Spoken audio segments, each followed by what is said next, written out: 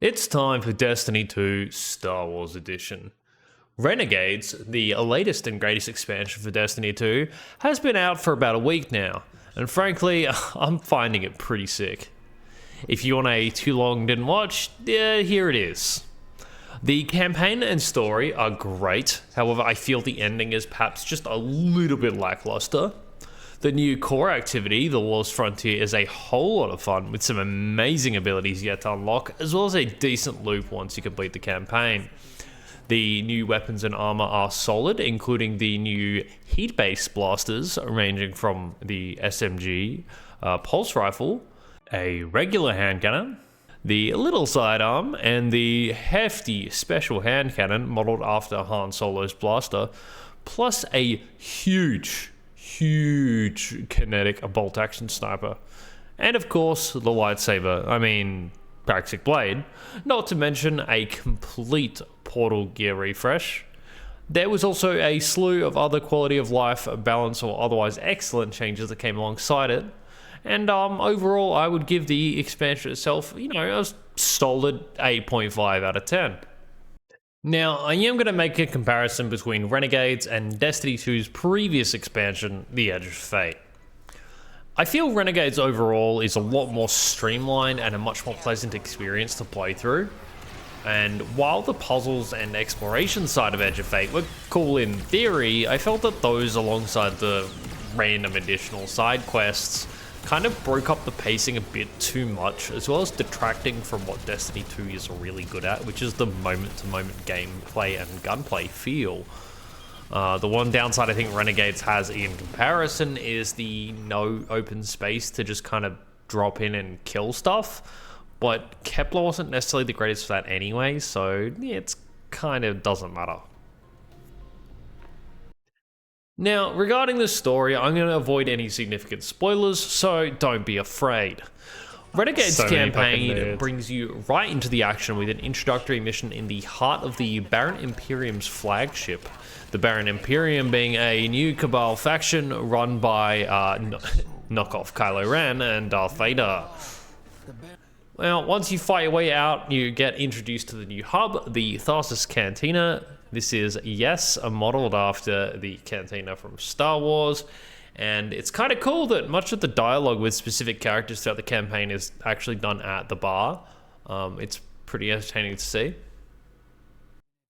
Renegade's new core activity, which I've already mentioned, the Lawless Frontier, is used in many of the following missions, as you make friends or enemies with the Syndicate factions that inhabit the Cantina and its surroundings.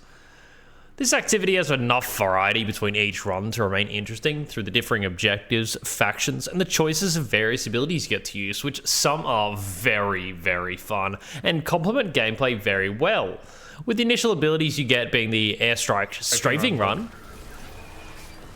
and Revitalize, which is supposed to be a shank, but it's really just an orb that does pulses of healing and ability regeneration, which can be very powerful. I'll go further into the Lawless Frontier and its abilities later. Now, partway through the story, you get access to the exotic mission to obtain your own lightsaber. Once again, Praxic Blade, which has some pretty interesting mechanics about the balance of light and dark. It's a pretty cool mission overall. The Praxic Blade has been a lot of fun, with regular sword attacks, reflecting shots, a sick little spinning combo, and an incredible throwing animation. It also has a whole lot of customization to go through, which I've not really unlocked much of at all. Again, avoiding any significant story beats, once you've worked with each of the syndicates and have your Praxic Blade, you get the final missions, which are pretty intense, high-stakes missions, being a lot of fun. I did, however, find at least the final boss fight and its kind of like post-fight story to be slightly underwhelming, but otherwise it was a great experience. Now, the factions. After the campaign, you unlock the reputations for each of the 3 Syndicate factions, which are the Elixni Pikers, the Cabal Totality Division, or the absolutely dripped out Vex Tharsis Reclamation. Ranking up your reputation unlocks a few different things, allowing you to purchase upgrades to your Renegade abilities you've been getting along the way, as well as a couple of new ones. You can also buy weapons, depending on the faction, as well as mods for your Praxic Blade. To earn reputation for these factions, you just gotta complete contracts, which are just new objectives that are to complete a mission of a specified type, faction, or location, or use the abilities of the faction. You also get to pick one faction to ally with the day, which gives a priority contract, earning much more for fighting against their opponents. Changing this to a different faction the following day causes you get bonus rewards as well. Also, how many times did I say faction? I think it was like 8. And all of this is done in the previously mentioned Lawless Frontier. So yeah, once you complete the campaign, the core activity of Renegades fully opens up. Rather than just the choice of 1 or 2 easy story variants of the Lawless Frontier, you unlock 6 different nodes across the 3 planets, which are each differing objectives or factions, with one of the nodes housing 3 contested nodes, which has all 3 factions and is kind of a focal point for objectives as well. This also unlocks the various difficulty selections for higher power players to get better loot. The Lawless Frontier itself has a type of brawn modifier active where health regeneration is restricted, but many enemies and breakables can drop health restoring orbs, which makes it not too much of a problem. There's also a limited number of revives with the potential for extra to be found as like a rare drop from the breakables. As for the objectives, there are 3 main ones to complete. The first is the bounty hunt, where you track down a main boss target, acquire some intel on the way, eventually find and defeat them. This is a pretty straightforward objective, but it's good. Now, the sabotage objective largely depends on the faction, but requires you to take out some form of new tech that faction has. As an example, a Cabal sabotage requires destroying a shielded Goliath tank, which can be pretty yikes.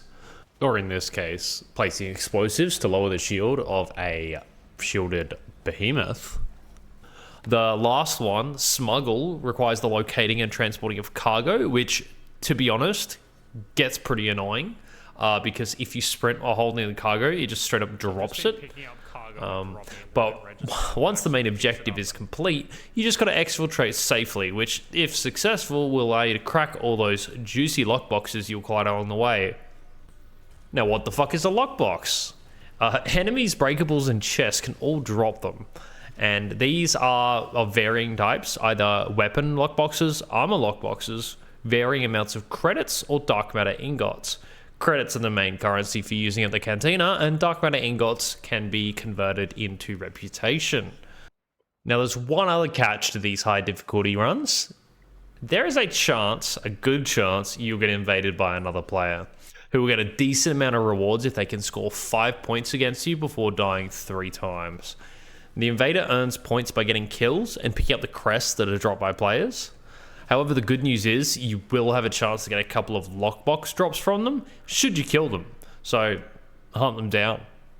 Invading itself can be pretty fun, and if you wish to invade, you could do so on the Renegade star map with the option of wagering some more death marks to get more rewards per invade if you can succeed.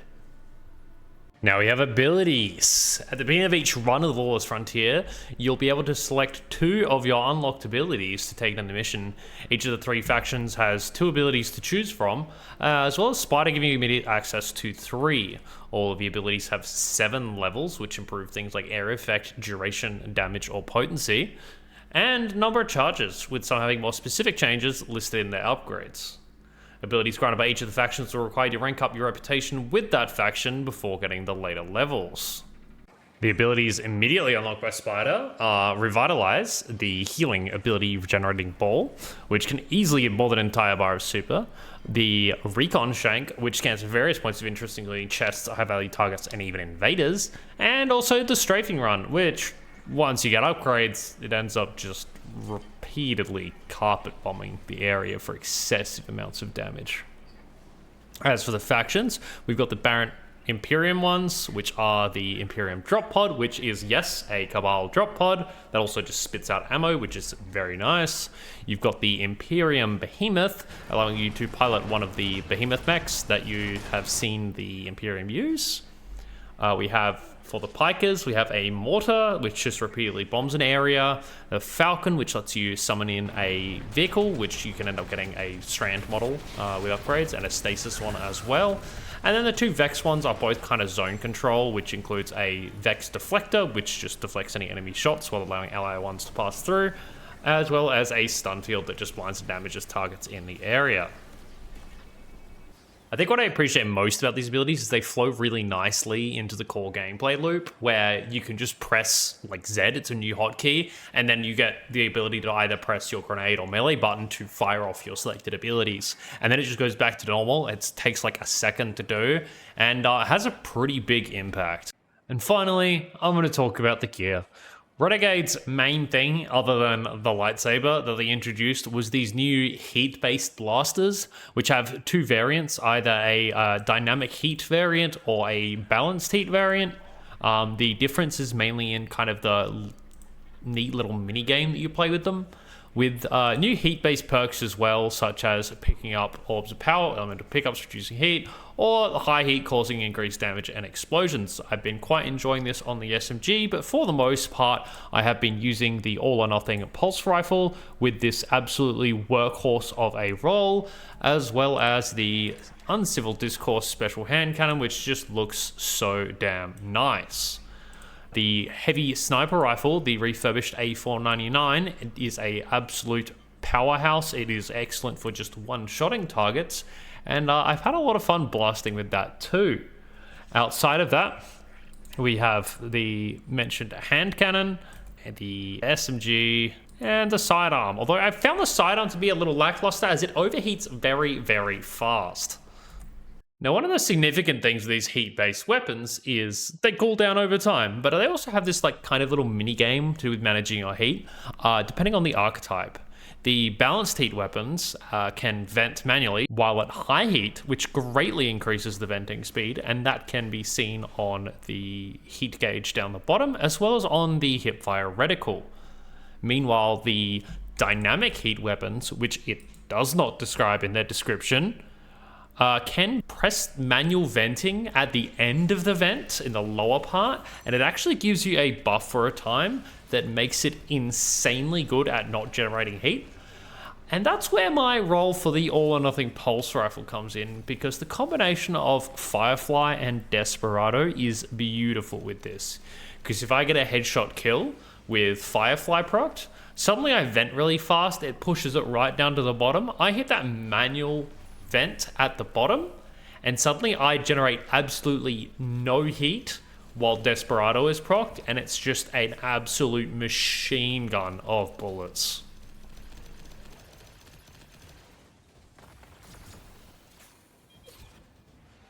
Last up, we have the exotics. Of course, we have the Praxic Blade, which serves its purpose as the lightsaber, which I've already gone over. We have the Services Luzaku machine gun that came from the Season Pass, which has the ability to generate threadling nests, as well as extra threadlings, and heal allies to reload the gun and generate more threadlings at the cost of no ammo. And then we have the armor pieces. First up, on the Titan, we have the Praxic Vestment, which gives you the ability to use a jetpack, which is on a cooldown, displayed as a bar on the side of the screen. Getting arc-powered melee final blows, as well as weapon final blows, charges it extra fast. And once the bar's full, you can either tap it to get a quick speed boost, or hold it down to do a bigger blinding blast and travel much further. It also gives you a boost to your melee stat, but it's not very significant, to be honest. And hunters get access to the Fortune's Favor exotic boots, which is, while at full health, being either out of combat or getting kills, will grant you a regenerating overshield. When you have an overshield, your weapon's also much stronger in every capacity, from accuracy, stability, handling, and damage, as well as getting extra mobility if the overshield is depleted. This allows hunters to actually be quite tanky and have a decent neutral game, which I'm always a big fan of. And last up, we have the Warlocks. They get the Deimos Suffusion Helmet, which allows their Strand subclasses to suspend by casting Rift. It also allows Suspend to deal damage over time and heal the Warlock, dealing extra damage to bosses who break free, and defeating the target's heals you a moderate amount. Now, as for both the Hunter and Warlock ones, I haven't really played around with them, but I have a friend who used the Warlock one, and the Rift suspending a whole group of enemies and killing off a few of the small ones seems pretty reasonable.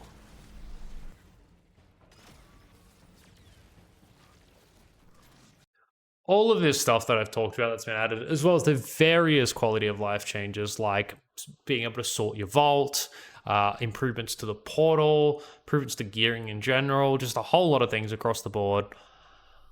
I think the game's in a pretty good state, and it's a shame that, I guess, Edge of Fate left such a bad taste in a lot of people's mouths. And, you know, a lot of people kind of gave up even after Final Shape. But hey, look, I'm still having fun. I'm going to keep coming back whenever there's an update. And yeah, you guys have been great. Thank you so much for watching. I'm Vamp, and I will see you guys in the next one, which either is going to be the dungeon or some Path of Exile 2 stuff, because holy shit, I have too much game stuff coming up. Come check me out on Twitch. I should be streaming every like second day or so. My schedule's probably a bit shit, but let me know when would be a good time for me to stream, and I will try to make it happen. So yes, I will see you guys in the next one, and thank you for watching.